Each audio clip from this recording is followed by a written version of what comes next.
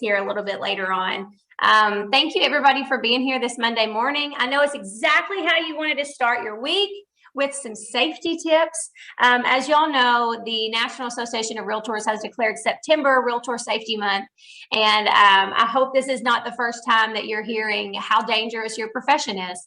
It truly is. And unfortunately, it's just where we are right now. And we want to make sure that you all have all of the tips and education that we can provide for you to ensure that you are safe and that your peers are safe and that you have all the information that you need. Another thing I want to remind you all about is that if you're an Owensboro Association member here, I know we have some friends from across the state on as well, but I know that a lot of associations across the state, including Owensboro here just recently in the last few months, has implemented as a member benefit the Forewarn software app.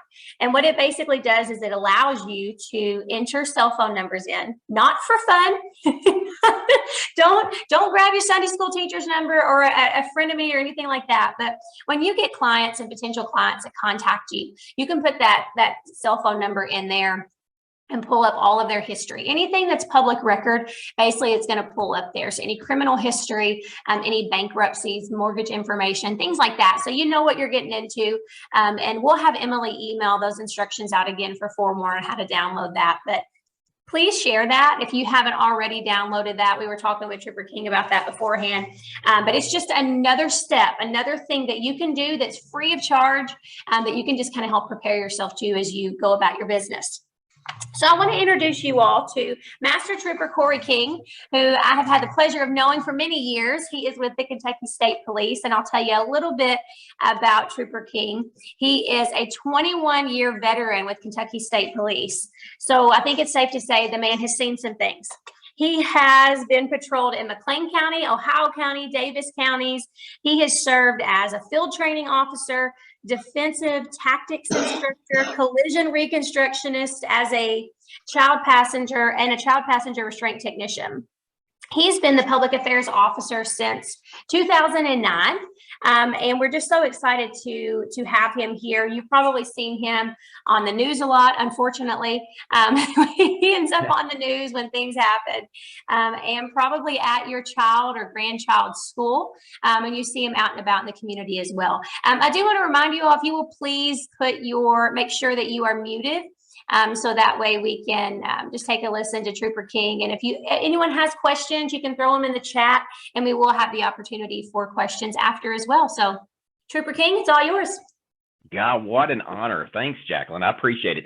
I think that the forewarn you were talking about is such a great idea. And if you think about it, we in law enforcement we perform the same tasks in a lot of ways as you guys as professional realtors.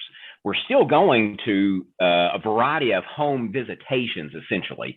But if you were to look, and this is ironic, over the weekend, which was a busy weekend for me, it seemed like a lot of things happened, but I did have an opportunity to kind of look into your profession as a realtor.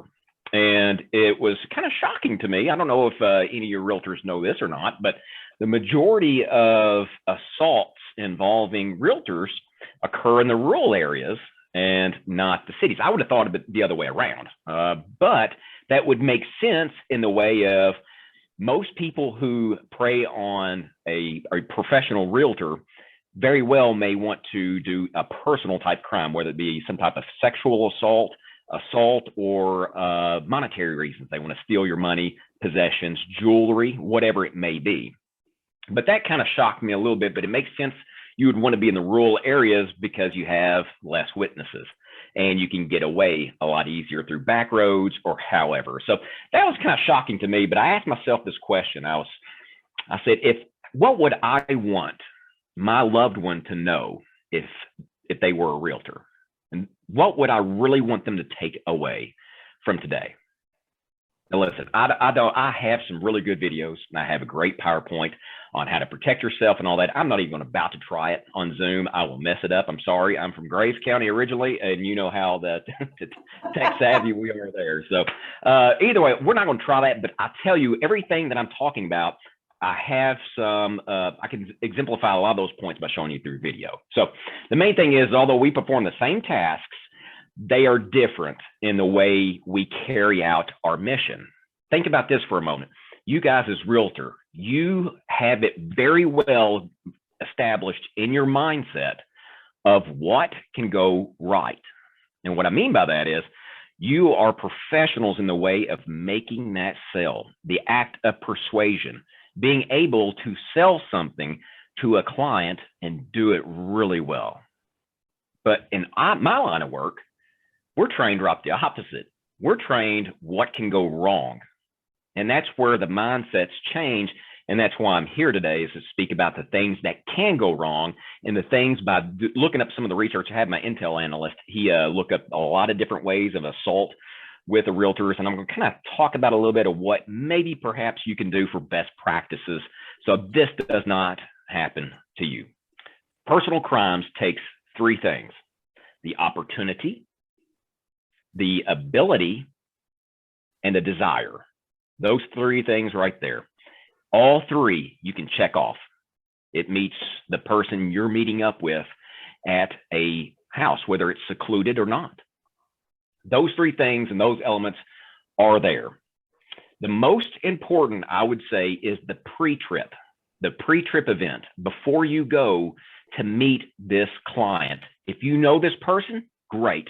But the forewarn is one of those most ideal things that I've heard in a long time, because we have things much like that. And we research everything. When we get a call of service and one of our troopers are heading to that call, which is a home visitation, when we head there, our dispatcher is looking up similar things like forewarn. We're looking up everything we can on this person, calls, whether we had prior histories there, whatever. So the pre-trip is very important to know, who are you dealing with?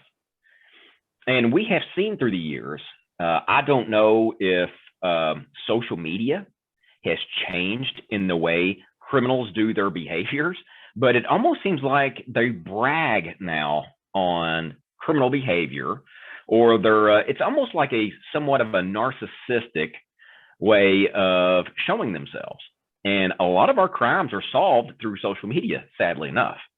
So look at who this person is, and perhaps what are they trying to accomplish? Are you comfortable?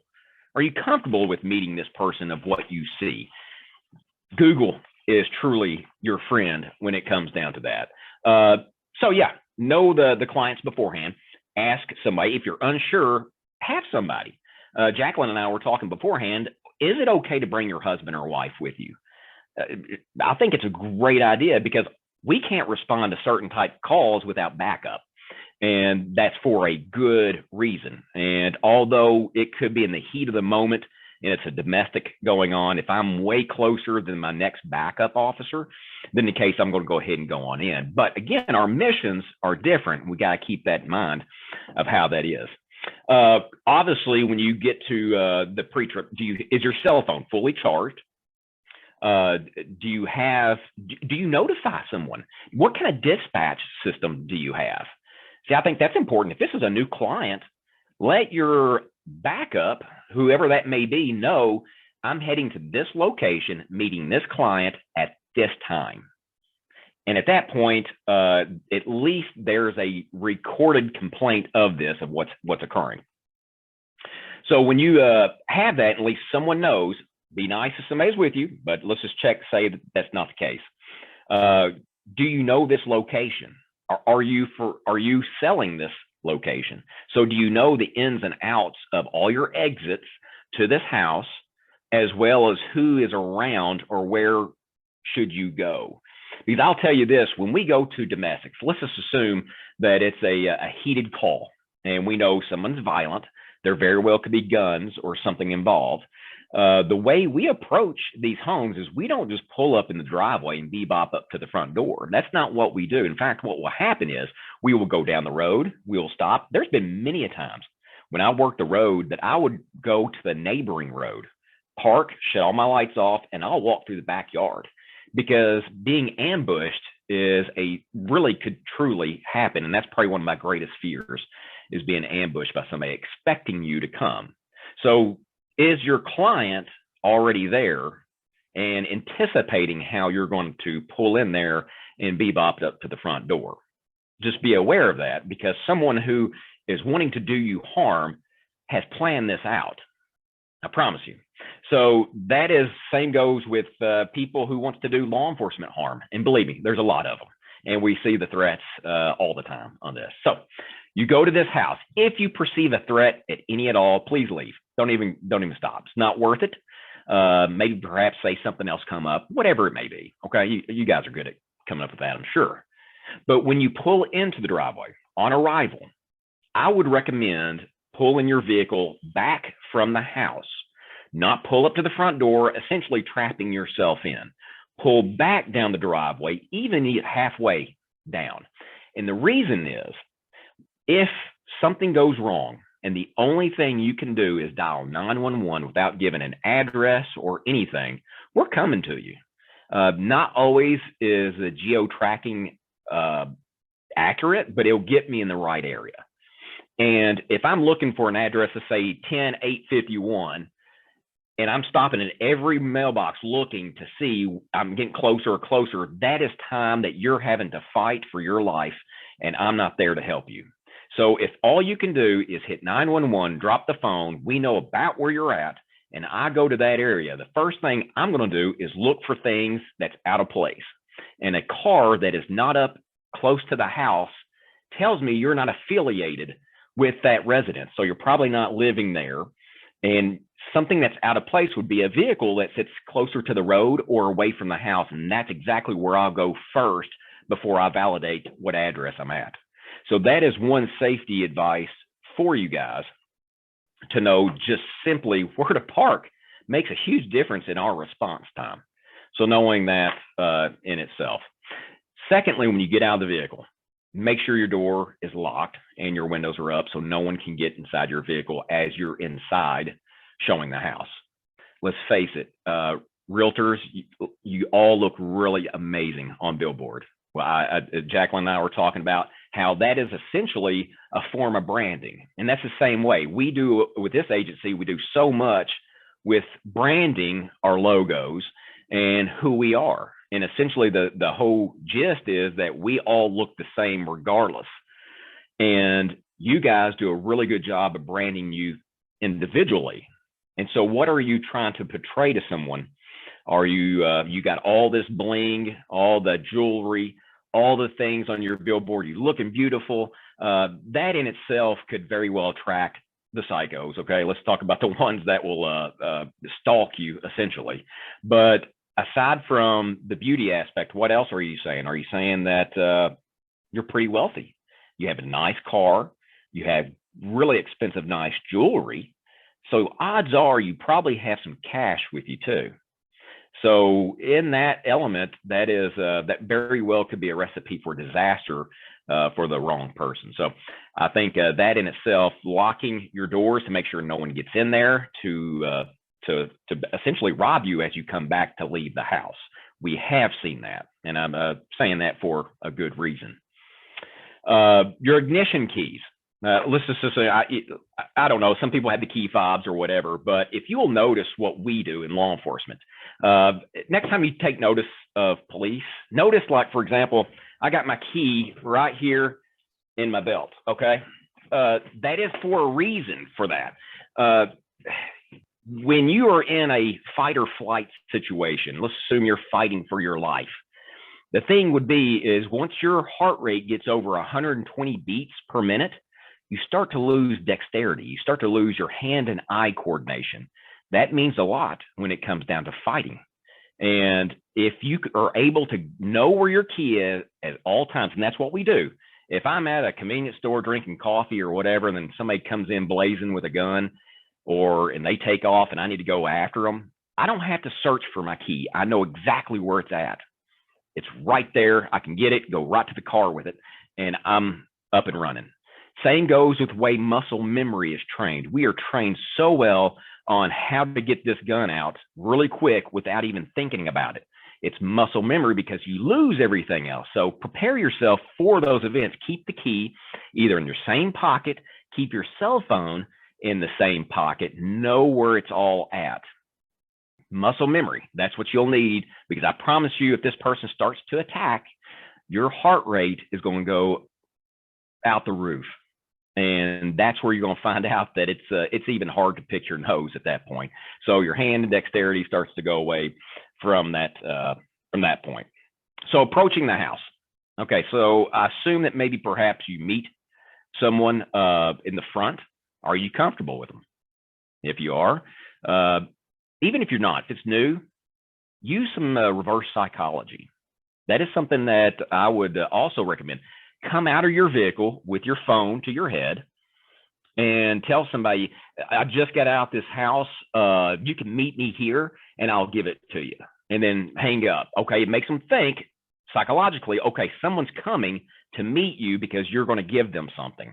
So they know that someone very well could interrupt and interfere with what I plan on doing. So if anything, it delays and maybe pushes it off to another day or interrupts their plans. Just that alone, that will do it in itself. So have that as if you're unsure or uncomfortable about this person. Monitor the body language.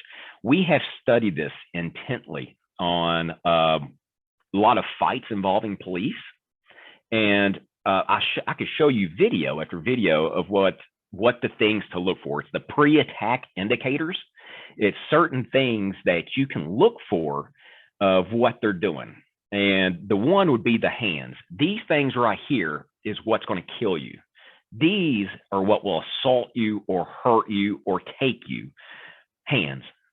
Someone cannot mean mug you to death, and this is the only thing that will do it. Now, the face will give away what they're thinking, but this is what's very important. Why is it do you always see the police say, let me see your hands, let me see your hands, and they don't pull their hands out of their pockets? Why?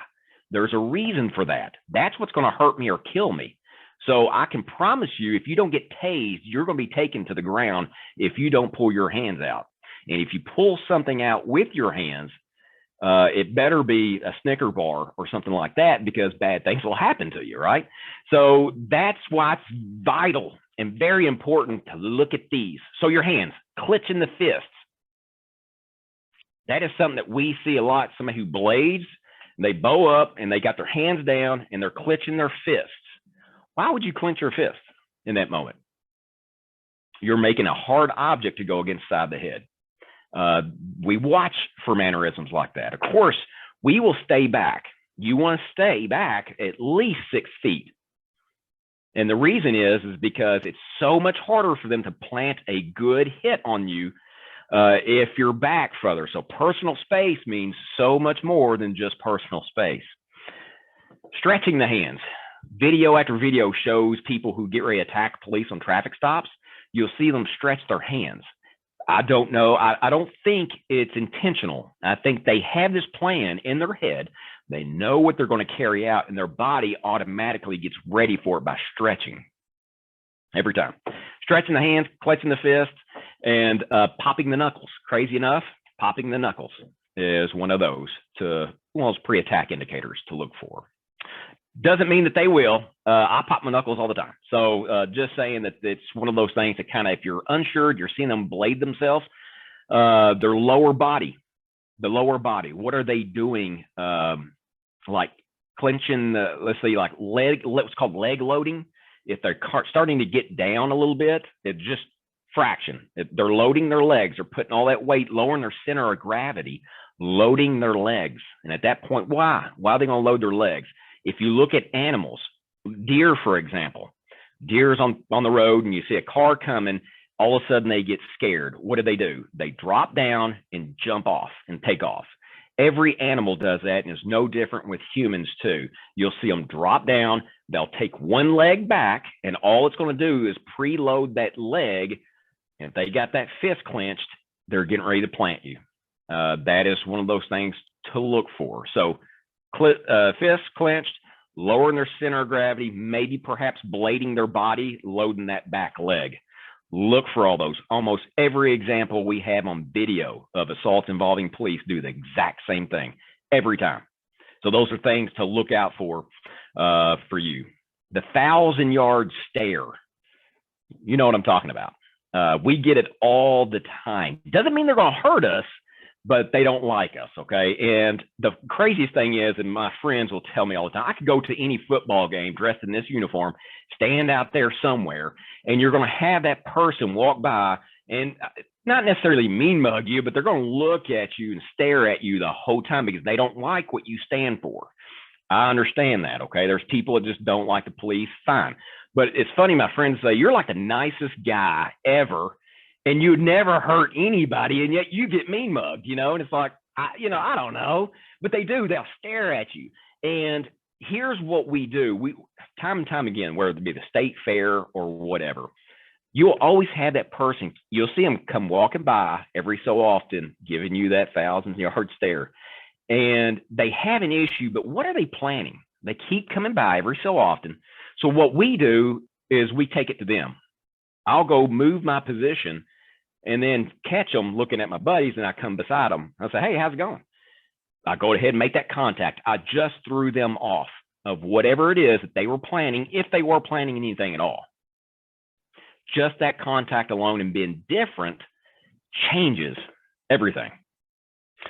Looking for, let's say, backup or witnesses or cameras. If you see your client consistently looking around, looking up for cameras, or looking for other people, that's another indicator of what they're doing and perhaps what they are planning. Flaring your nostrils is one of those. Rolling up the sleeve. We have a lot of video of people, the ones that either want to be gangbangers or are gangbangers, and their arse is hanging out the backside. They will actually pull their pants up and hold it up while they're fighting. It's funny as can be, I promise you, but seeing where somebody pulls their pants up or something like that could be an indicator there of that. So kind of keep that in mind. And taking jewelry off. Any type of taking jewelry off should be one of those somewhat indicators. So these are all red flags I'm leaving you with on that. But here's the thing I want to say about why we are seeing this. Folks, drugs is a huge epidemic. I have seen our drug culture change so much through the years I've been working. And I don't know, there are studies that show that a lot of these synthetic drugs are bringing out mental psychosis. Where they're just essentially in another world. And we are seeing this time and time again. And what has really changed? Well, a lot has changed. About 6 years ago, we went from something like this. You can see that. Okay. Because these right here are shake and bake or one pot method making meth. Okay. You don't see those anymore. These are essentially little IEDs. They can explode and blow up. You don't see or hear about those anymore, although you will occasionally run across one of these. The majority of our meth is imported here. UPS, FedEx, USPS, mules. If it fits, it ships, and it comes to a town near you. It's coming everywhere. It's been shipped. And the difference is this meth, it's kind of a powdery looking substance, but what it is about 85% pure, whereas crystal meth looks differently. It is a true crystalline method, and it's about 96% proof. And this is crystal meth. You can see it right there. You see how it kind of has a shiny glare to it? That is, I just tested it, so it's legit crystal meth. Got this at a business in Owensboro that found it and thought, is this meth? And I tested it, and yeah, it is. But this is crystal meth. This right here will mess you up for days. Pretty potent stuff. Now, here's the thing. I don't know whether it has fentanyl in it or not. And fentanyl is a synthetic opioid that is 50 to 100 times more potent than morphine alone. So it's very, very strong, very, very potent. Obviously, you don't want to get it on your hands to absorb because you very well could die. What it does is every one of us has, we make our own endorphins. It's called, or morphine, it's called endorphins. Endorphins is one of those things where you hit your hand with a hammer or whatever, and it's painful for the first 3 seconds or so, then it goes away. Endorphins to the rescue. Morphine will attach to that receptor site and essentially give you that high. This right here is naloxone. It's the opioid reversal drug. So this has a stronger agonist to that receptor site. Everyone's entitled to it. We are seeing more and more people die in overdoses because the fentanyls, let's face it, everything has fentanyl in it. Everything we're testing, methamphetamine, heroin, cocaine, synthetic bath salts, and just fentanyls and carfentanyls alone by themselves, standalone. We're seeing the overdoses, and more people are killed in this state a year than wrecks. And our whole history as a state, the #1 accidental death has been wrecks, but not now. It's drug overdoses. So that's why it's very important to have something like that. Those are the ones of why you used to see the old burn boats. They're aluminum foil. You used to smoke. Anytime you saw something like aluminum foil in a V shape, you know what you had there. But a lot of people are smoking or ingesting that in itself. Heroin is injected. You can look for these essentially all around, and they're injected and immediately converted into morphine, and you can start getting that high. Odds are, here's what we say, and you guys in the western part of the state, methamphetamine is our drug of choice, hands down. There's no other drug that comes compared to what meth has in this area. The difference is, and this is important for us as professionals to know what we're dealing with, heroin kills the user.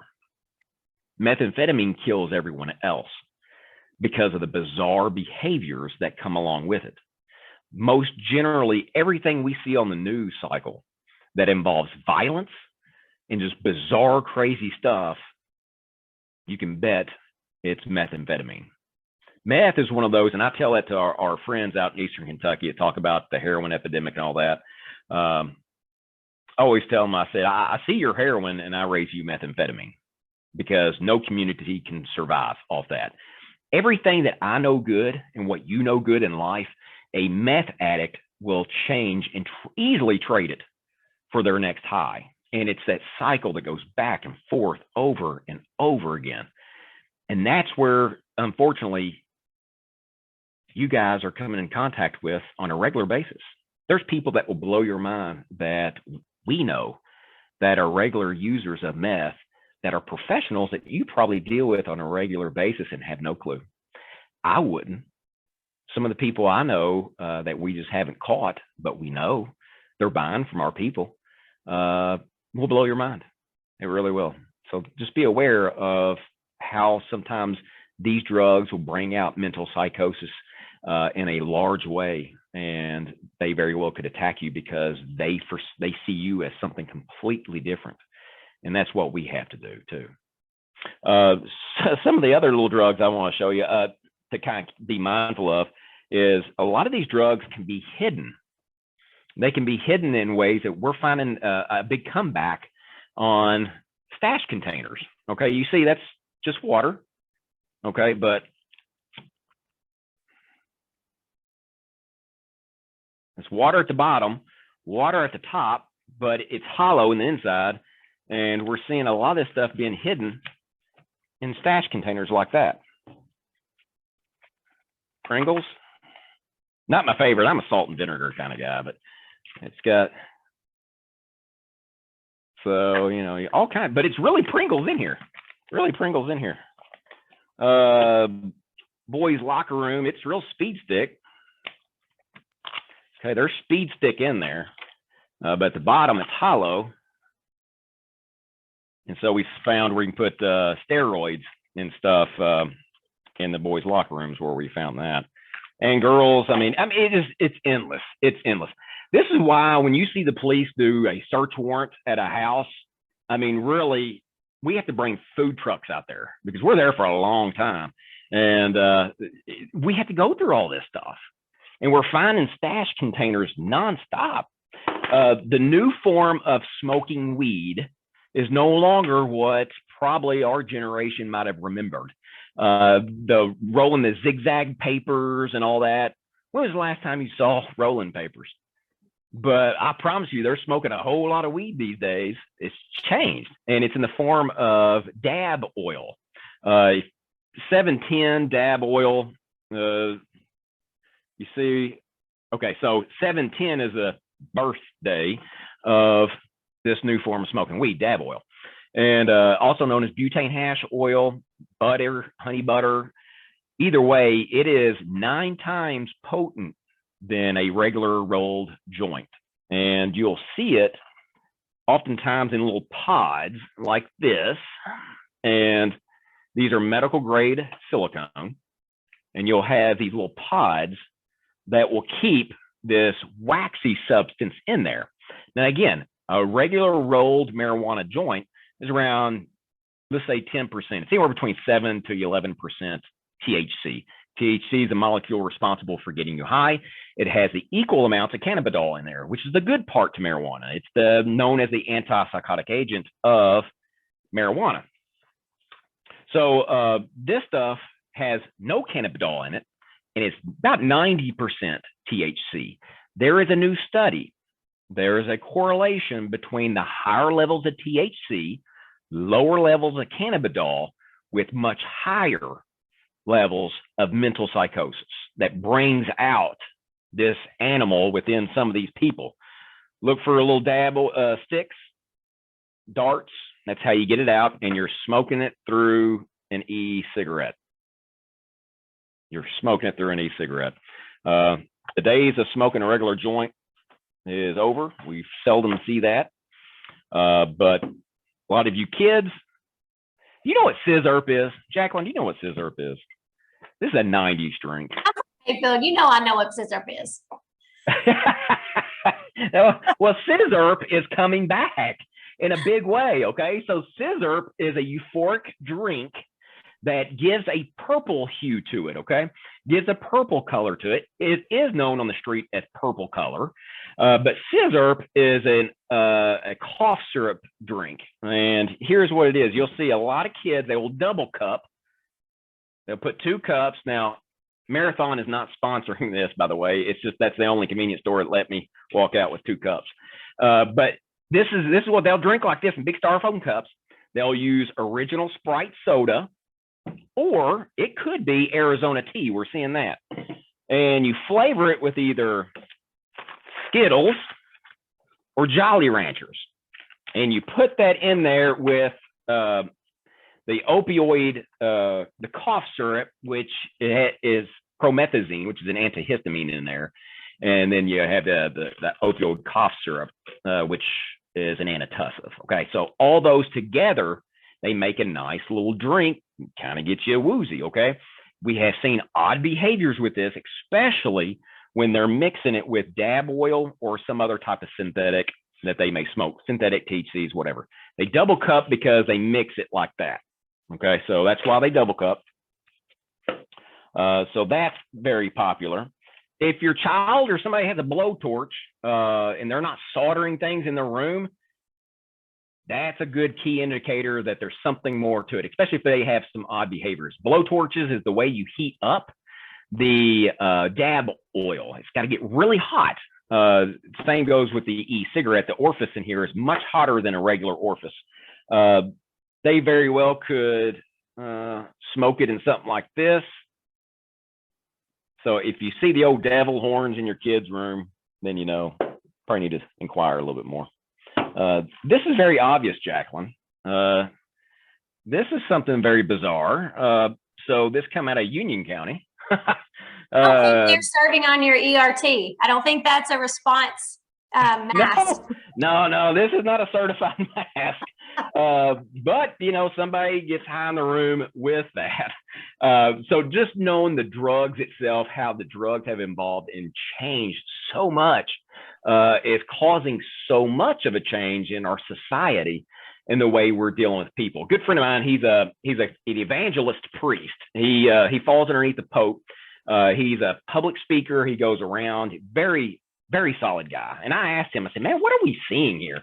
And he says that part of the component is it very well could be social media, but he says if you lose respect for yourself, then you lose respect for everyone else. And he says what we're seeing is a generation that don't even respect themselves, morally, ethically, any of that. Now that's, you know, not my words, it was his, but it kind of resonated pretty well with me and made me think. So hopefully you guys will at least take some of these points that I had brought forth. I didn't make it overcomplicated, because if you were to do just one or two things, that very well could change so much of an outcome. Again, you're trained how to seal the deal and what can go right. We're trained on what can go wrong, and it goes well so much more in how we're prepared in that way. But I think if you were to just alter a couple things, that would be probably, that very well could save your life. I don't know if you pack self-defense weapons with you, but just know the issue with some of that is, again, when your heart rate gets over 120 beats per minute, man, your dexterity changes so much, and you got to be willing to use whatever it is. If you're not, they will use it against you. So just bear that in mind. I tell my wife, anybody else who may consider packing a gun, it's a great idea as long as you're willing to use it when you need to use it. If you're not, unfortunately, about roughly half the police officers that are killed in the line of duty that have been shot with their own gun. So be mindful that even the professionals that train on a regular basis get shot with their own gun too, by the bad guy, because they take it from us. So you know, I think it's important to note if you guys do that. So what questions could I answer or field for you guys? I appreciate your attentiveness, but by all means, I'd love to be asked any questions if you have some. Sure. I'll start, and then that way people can kind of throw their hands up or join in. You know, we just kind of wrapped up the drug conversation, and it made me think of two questions.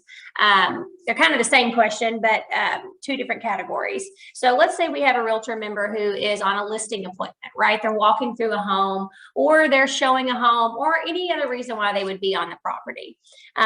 What is the proper protocol? What do you suggest they do if they come across something that they feel like is an illegal substance, or if they are in a home to where they feel like some type of domestic abuse or child abuse or sexual assault or anything like that is going on? I mean, I think instinctively we think we want to be the hero, but that doesn't tend to be the best.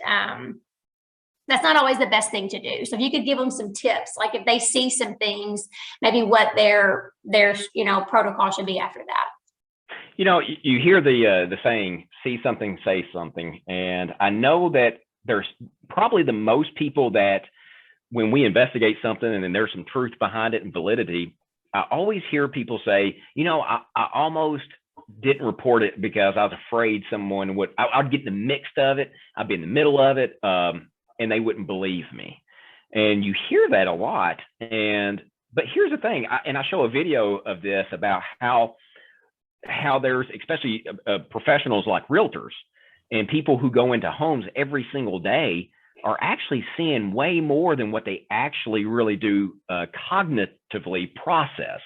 And human trafficking is one of those that you very well are coming in contact on a regular basis with someone involved in familial human trafficking. And it happens, and that's the biggest in Kentucky, by the way. People just don't talk about it. But I would say, let us know. Call.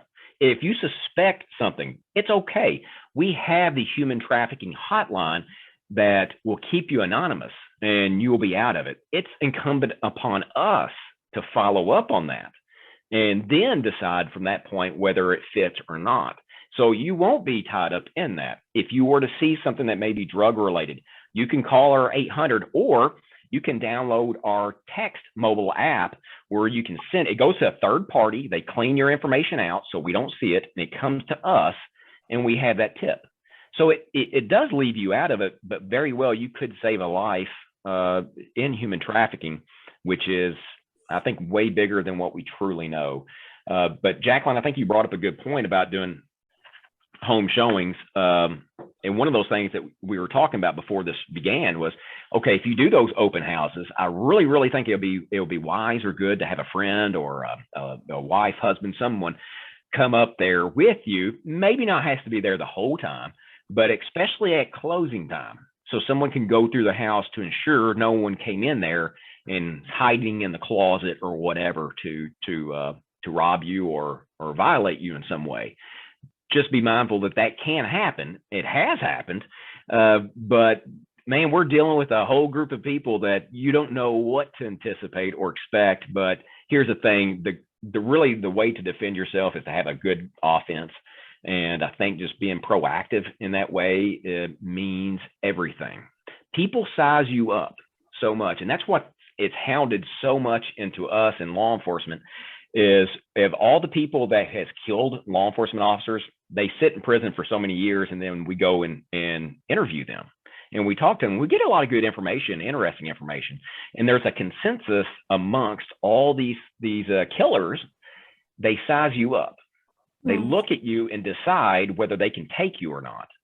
And if you'll notice, and I definitely don't like talking about anybody who has passed, especially serving their communities, but they look for those that simply look unkept, like they're not in good shape.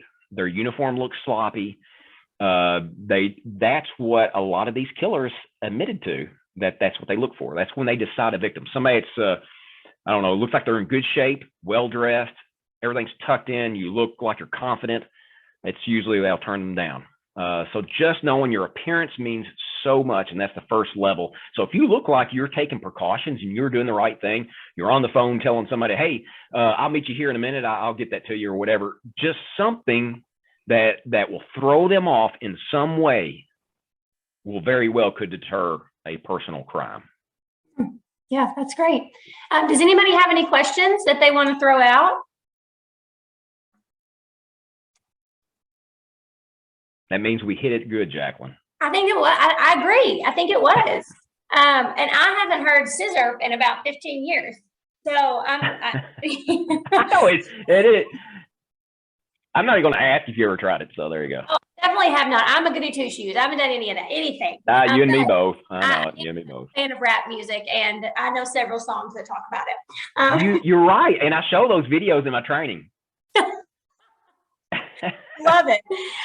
Is there anything that you kind of want to end on? Is there any? You did talk about some self-defense tools, and I hear that a lot. Like if you're going to have it on you, be willing to use it, because if not, there's a good chance it could be used against you. Is there something that, and I'm saying that because a friend of ours from next door brought us this mace. Is there anything like that you would recommend over something else, so that maybe it's a non-lethal self-defense weapon, but something that is fairly effective?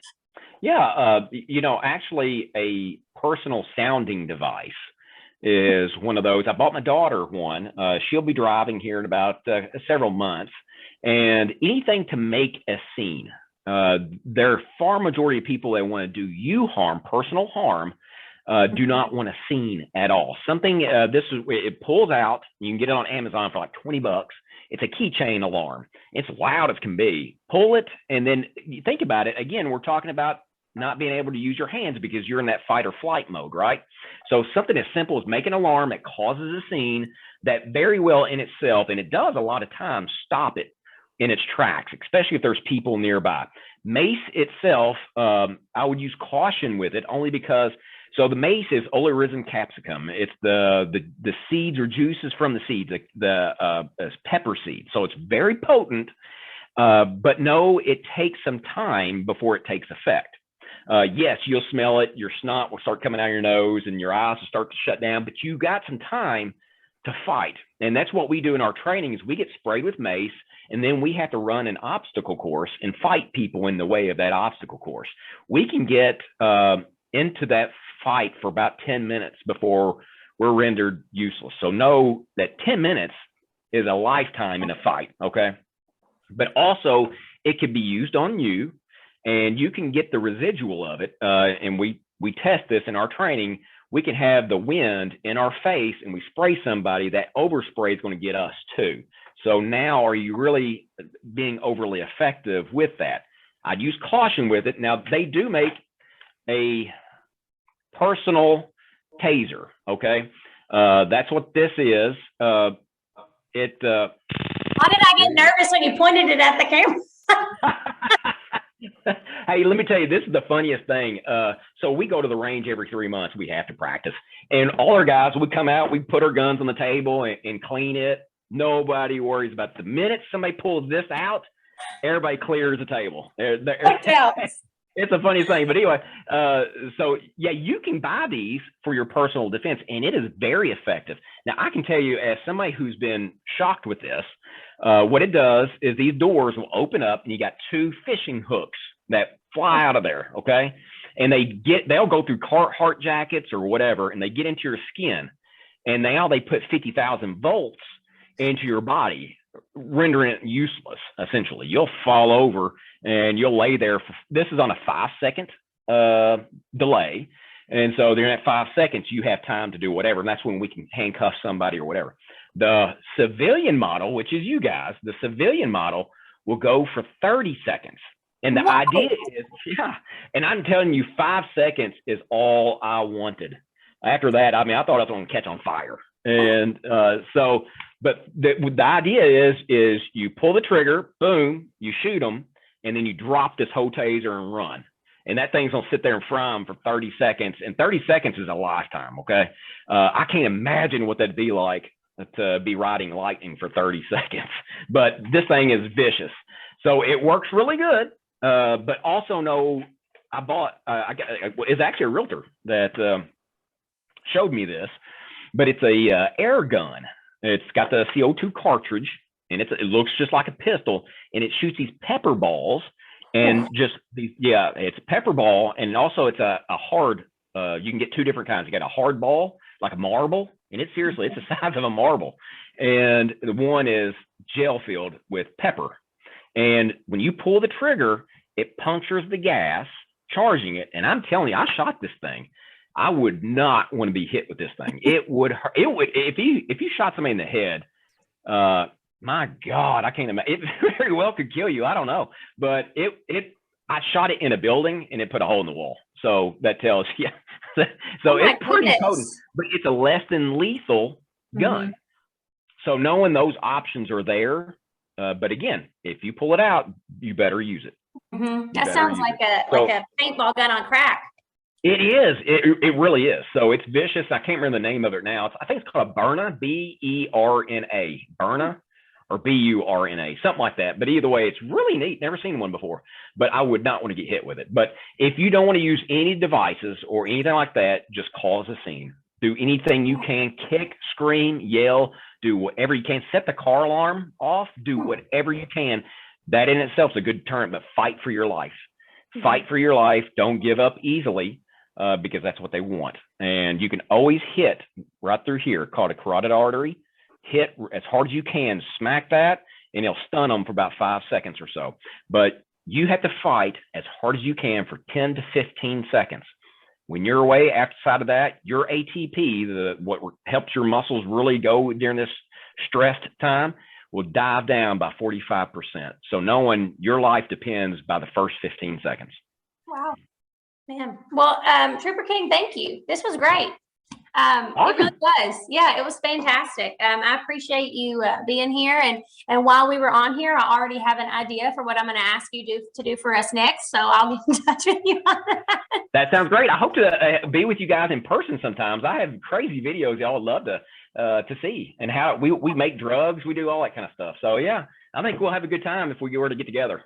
Sounds great. Well, I appreciate you, and thank you for being with us today, and thank you for what you do for our community.